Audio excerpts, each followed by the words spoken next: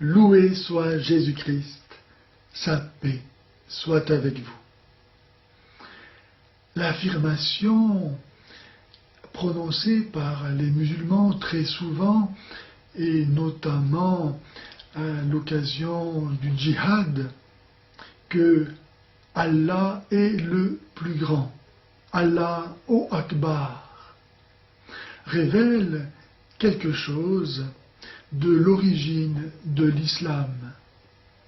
En effet, il s'est agi pour ses adeptes, pour ses sectateurs, de choisir parmi toutes les idoles, tous les dieux du panthéon mécois, lequel parmi eux serait le meilleur, le plus puissant, le plus grand.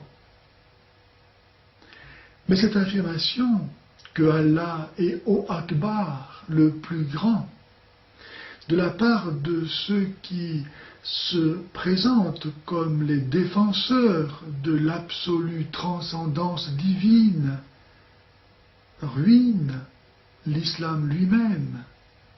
Car, que veut dire que Allah soit le plus grand s'il est unique?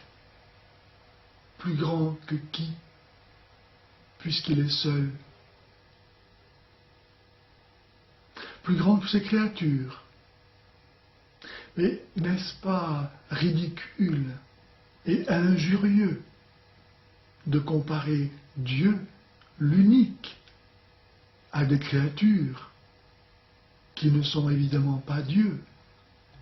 N'est-ce pas un blasphème de la part de ceux qui se présentent comme les défenseurs de l'absolue transcendance divine que de dire Allah est le plus grand?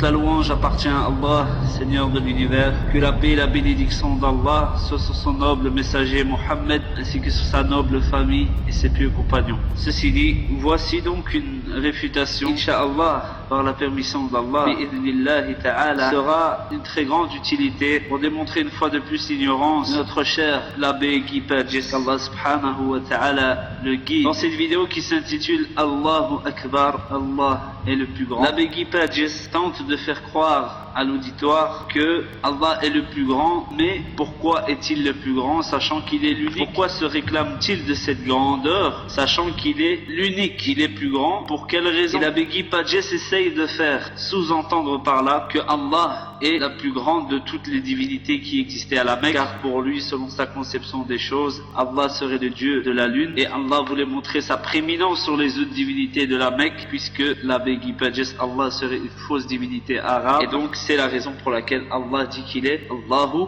Akbar, qu'il est le plus grand. Est-ce que ceci est une réalité ou simplement de la pure fiction? Bien sûr, pour celui qui veut se référer à la réfutation de la doctrine d'Abbé Page sur Allah est-il le Dieu de la lune, le Dieu lunaire, j'ai effectué une vidéo il y a de cela quelques mois qui s'intitule Allah est-il le Dieu lunaire. Donc pour celui qui veut de plus en plus d'informations sur ce sujet, il se réfère directement à cette vidéo pour ne pas se répéter. Pour quelle raison nous disons que Allah est Allahu Akbar, Allah est le plus grand? Pour quelle raison? Parce que Allah est au-dessus de toute chose. Rien n'est au-dessus d'Allah et rien n'est égal à Allah. Laysa kamithlihi shay', rien ne lui ressemble. Wa huwa as-sami'ul basir, il est celui qui entend toutes choses et voit toutes choses. Donc, à partir de ce fait-là, lorsque nous disons que Allahu Akbar, Allah est le plus grand, cela signifie que rien ne peut être plus grand que lui ou égal à lui, qu'il est le plus puissant, qui gère toutes choses et qu'il est le seul qui mérite l'adoration. C'est là le sens lorsque nous disons cette parole. Na'am, il est au-dessus de toute chose, toute divinité, toute personne qui prétendrait à la divinité, toute personne à qui on attribuerait la divinité, mais rien, et Allah est au-dessus de tout cela. Na'am.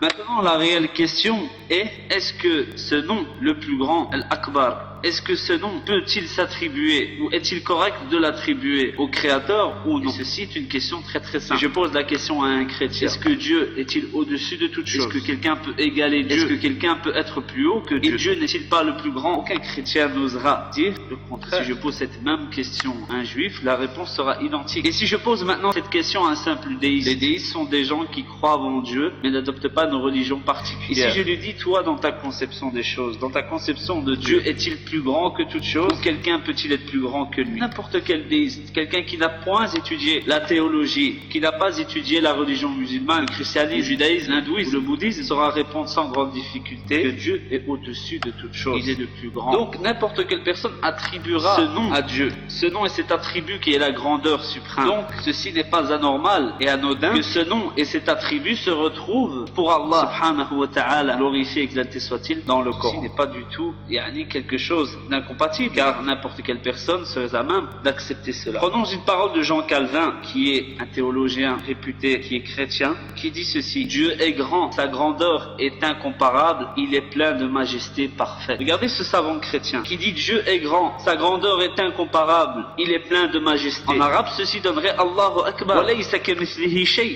Ceci donnerait Dieu est le plus grand et rien ne lui ressemble, sa grandeur est incomparable. Donc ce chrétien, ce grand savant chrétien, utilise aussi ce nom et l'attribut de grandeur suprême à Dieu. Nous retrouvons aussi cela dans la Bible, dans le psaume 135, verset numéro 5. Il est dit ceci: En effet, j'ai reconnu que l'Éternel est grand et que notre Seigneur est au-dessus de tous les dieux. En effet, j'ai reconnu, le roi David, j'ai reconnu que l'Éternel est grand et que notre Seigneur est au-dessus de toutes les divinités. Dans 2 Samuel chapitre 7 verset 18 à 22, il est dit ceci: Qui suis-je, Seigneur éternel, et qu'est-ce que ma maison pour que tu ne m'aies pas fait venir jusqu'ici? Que tu es donc grand, éternel Dieu, car nul n'est semblable à toi, et il n'y a point de Dieu en dehors de toi. Subhanallah. Et toute la louange appartient à Allah. Gloire à Allah. Ces versets de la Bible montrent très clairement que l'attribut de la grandeur, l'attribut de dire que Dieu est Allahu Akbar, que Dieu est Al-Akbar, le plus grand, est un attribut biblique qui se retrouve dans la Bible. Et ce qui est très très intéressant dans le verset du psaume 135, verset 5 de Samuel, chapitre 7, verset 18 à 22, c'est que ces versets ne se limitent pas à décrire la grandeur de Dieu, mais nous donnent le sens de cette grandeur qui est en réalité le même sens dans l'islam. Je répète ces versets: En effet, j'ai reconnu que l'Éternel est grand et que notre Seigneur est au-dessus de toutes les divinités. Dans 2 Samuel, que tu es grand, Dieu éternel, car nul n'est semblable à toi, il n'y a point de Dieu en dehors de toi. Donc ces deux versets nous montrent très clairement que le fait de dire que Dieu est grand signifie qu'il n'y a pas d'autre Dieu en dehors de lui, et que rien n'est semblable à lui, et que rien ne pourra être semblable à lui. Et c'est identiquement la même conception et le même sens lorsque nous disons Allahu Akbar. Donc pourquoi Abbé Page et les autres chrétiens, pourquoi se lancent-ils dans une problématique alors que leurs livres eux-mêmes attestent de ce nom sublime qui signifie la grandeur suprême du Créateur? Pourquoi Abbé Page et les islamophobes, les chrétiens, rentrent-ils en conflit avec les musulmans sur ce superbe nom alors que n'importe quelle raison sainte et dénuée de toute imperfection serait à même d'accepter ce nom et cet attribut qui est la grandeur et la majesté? Bien sûr, Abbé Page dit cela dans un contexte où, selon la croyance de notre cher l'abbé Guy Pages, Allah serait la divinité de la lune, et j'ai réfuté ces pseudo-arguments de lui ainsi que des gens qui le suivent dans cette voie satanique qui est la voie de l'ignorance en réalité. Donc nous voyons très bien qu'il n'y a aucun mal et aucun sous-entendu et aucune chose blâmable à dire Allahu Akbar. Allah est le plus grand. Dieu, le seul Dieu, la seule divinité, le Dieu véritable est le plus grand. Car les psaumes l'attestent, 2 Samuel l'atteste, le savant chrétien Jean Calvin l'atteste. Donc, nous voyons très clairement que cet attribut, ce nom, qui est le fait que Dieu soit le plus grand, d'où l'attribut de la grandeur suprême, n'est pas une chose incompatible avec le Créateur. Simplement, Abbé Page a des sérieuses difficultés à assimiler ce nom, car pour lui, il pense que Allah est le Dieu de la lune. Mais en réalité, nous voyons très bien que la Bible et le Coran sont concordants sur ce chose-là, ce qui prouve que celui qui a révélé les révélations avant le Coran, à savoir la Torah, l'Évangile, je dis bien l'Évangile au singulier, non les évangiles, qui sont très très nombreux, et ceux qui ont été canonisés, c'est-à-dire l'évangile de Matthieu, Marc, Luc et Jean. Mais nous voyons très bien que cet attribut se retrouve dans les révélations avant le Coran et se retrouve dans le Coran. Et ceci montre une nouvelle fois que l'auteur de ces livres est unique, car il est le même Dieu. Lorsque nous voyons des similitudes entre la Bible et le Coran, ceci ne signifie pas, comme le pensent les islamophobes ou les athées qui veulent à tout prix s'en prendre aux religions, à dire, puisque le Coran répète des récits bibliques ou est en concordance avec la Bible, cela signifie que le Coran a plagié sur la Bible. Ceci est totalement faux, car nous ne pouvons pas dire que le Nouveau Testament a plagié sur l'Ancien Testament, parce que le Nouveau Testament, ce que l'on considère, nous musulmans, comme étant le réel évangile de Jésus-Christ et non pas la Bible actuelle telle que nous l'avons, l'évangile avait pour but de confirmer la Torah, et le Coran a pour but de confirmer le réel évangile de Jésus-Christ, les réels enseignements de Jésus-Christ et les réels enseignements de la Torah toi, etc. Donc, le fait qu'il y ait des similitudes entre ces révélations ne signifie pas que l'un a plagié ou a copié sur l'autre, mais il signifie, et c'est une preuve de plus de l'unicité et de la transcendance divine, que celui qui a révélé ces révélations est unique, et il est l'unique révélateur suprême de toutes les révélations, subhanahu wa ta'ala, que son nom et que sa gloire soient exaltés. Donc, ceci est une réfutation très très simple et très très claire. Il suffit juste d'avoir le cœur ouvert et un minimum d'appréhension et un minimum de raison saine pour pouvoir accepter cela. Barakallahu fikum wa salamu alaykum wa rahmatullahi wa barakatuh.